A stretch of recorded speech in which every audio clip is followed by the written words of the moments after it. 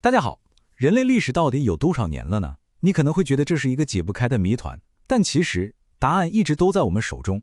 根据历史书中记载的28个极其确凿的数据，我们可以进行非常严密的推演和计算。结论是什么呢？到2026年，人类历史正好是5995年。对，你没听错，就是5995年。没有任何凭空的猜测，咱们全凭数据说话。这28个数据前后衔接，环环相扣。只要这28个数据正确无误地摆在那里，这个数学结论就是必然的，没有任何反驳的余地。早在2017年的时候，我就写过一篇详细的分享，那个时候算出来是5986年。现在一晃眼到了2026年，9年过去了，人类历史就来到了5995年。可以说，这套计算方法经得起时间的推敲，依然无比精准。今天呢，我把这些极其宝贵的信息重新精简整理，再次直接呈现在你们面前。这个5995年的结论是怎么来的呢？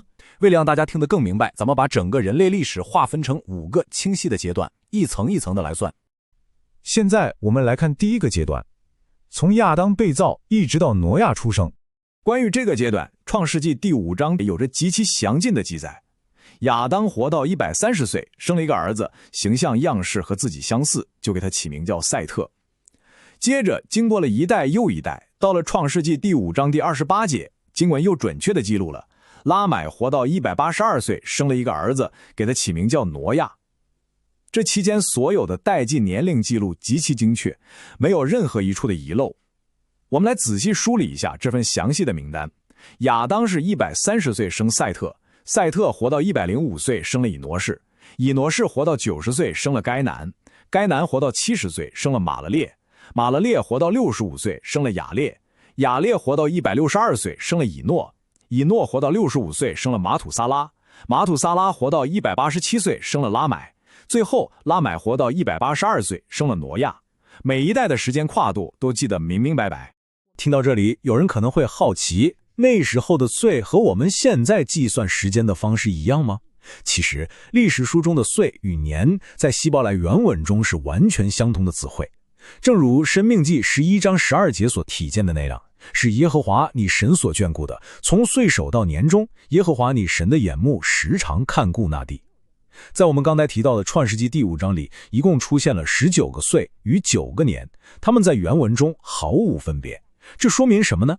这说明历史书里的岁绝对不是我们传统文化里讲的什么虚岁或者实岁，它跟过生日毫无关系，而是纯粹且精确的年份差。它的计算公式非常直接，非常科学。岁数就等于现在的年份减去出生的年份。举个最简单的例子，一个孩子2010年出生，到了2020年，年份差是10，他就是10岁。刚出生的婴儿年份差是0，所以算作0岁。过年后年份差变成了1，也就是1岁。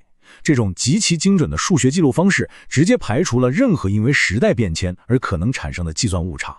现在我们把创世纪第5章里这9个无缝衔接的数字进行绝对精确的数学相加。我们一起来算，首先是130加上105加上90加上70加上65加上162加上65加上187，最后再加上182。这个严密的加法算式得出的总和精准无误的等于1056。